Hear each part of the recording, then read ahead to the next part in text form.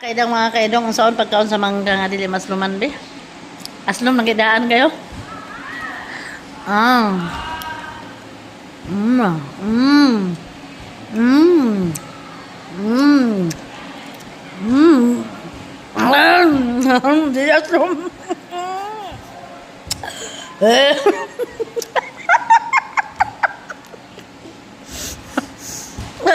Hindi makaya mga kaidong. Grabe, kaslom. Da. Pero crispy kay siya nga mangga.